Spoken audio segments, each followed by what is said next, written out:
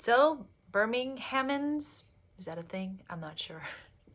Birmingham, I don't know what it is. That area is like, people reaching out to me and wanting to have a session. So if you're in the area, so I guess that would be like Mississippi, of course Alabama, maybe Tennessee, maybe Georgia.